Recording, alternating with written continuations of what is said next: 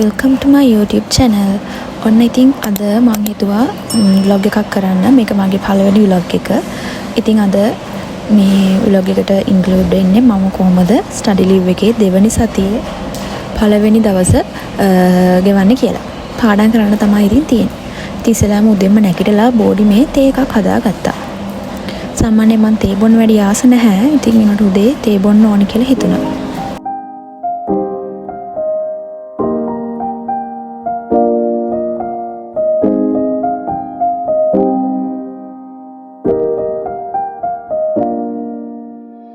අපිට study leave එකට සති දෙකක් හම්බෙනවා. ඒකින් දැන් පළවෙනි සතිය ඉවරයි. ඉතින් දැන් දෙවෙනි සතිය අද තමයි පටන් ගත්තේ.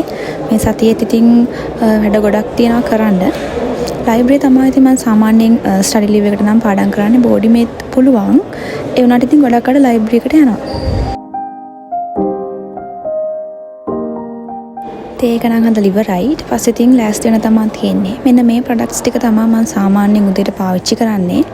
අන්තිමට පෙන්නපු කොණ්ඩේට ගාන සීරම් එක නම් මාරම හොඳයි. කොණ්ඩේ මාර විදිහට ෆ්‍රිසි ගති හැම අඩු කරනවා.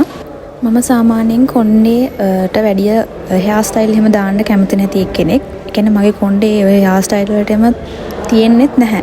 ඉතින් ගොඩක් වෙලාවට කොණ්ඩේ ඔය වගේ ඔතාගෙන තමයි ඉතින් යන්නේ ඕන දිහාවක. ඉතින් දැන් ඉතින් ලෑස්ති යන්න ලෑස්ති.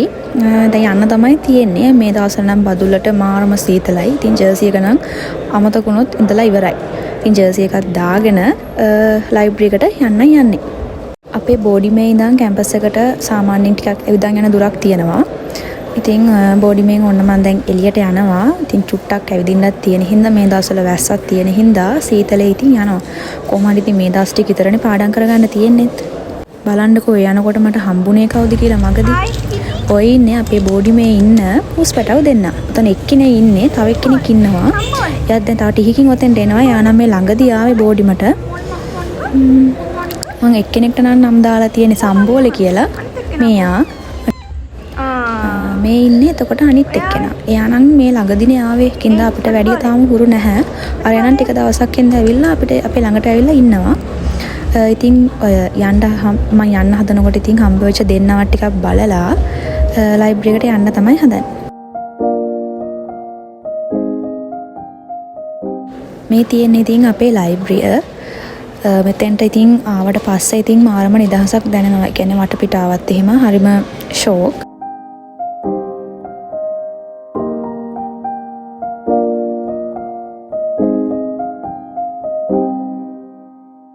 ඔන්න තියෙනවා අපේ කැම්පස් එක.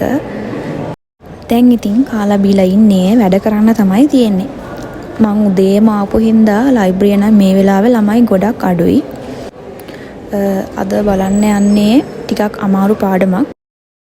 කොහොම හරි අද දවස අවසාන වෙද්දී මං හිතාගත්ත ටාගට් එකට මං ගියා. ඉතින් අපිට දවස සමහර අයට තියෙන ප්‍රශ්නයක් දවස කොහොමද හරියට මැනේජ් කරගෙන පාඩම් කරන්න කියලා.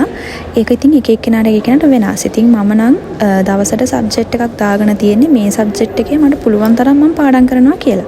ඉතින් ඔයාලට ගැළපෙන විදිහට එහෙම ටයිම් ටේබල් එකක් හදාගෙන බලන්න.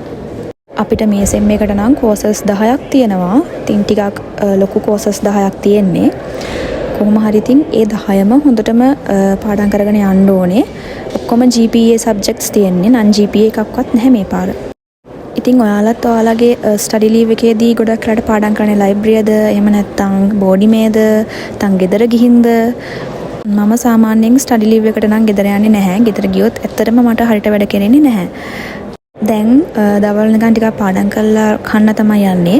අද කන්නේ නම් කැම්පස් එකේ පොඩි කැන්ටින් එකෙන්.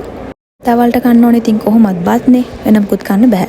ඉතින් බත් එකක් අරගෙන කාලා ආයි වැඩ කරන්න යනවා. මේ පොඩි කැන්ටින් එකට තියෙන පේන view එක අද පායන හින්දා ලස්සනයි. පැස්ස දවසට නම් මීදුමෙන් පිරෙනවා. ඊපස්සේ නැවතත් සුපුරුදු පරිදි වැඩවලට ආවා. මං පහ මාර වගේ වෙනකන් ලයිබ්‍රරි කොහොම හරි වැඩ කරා.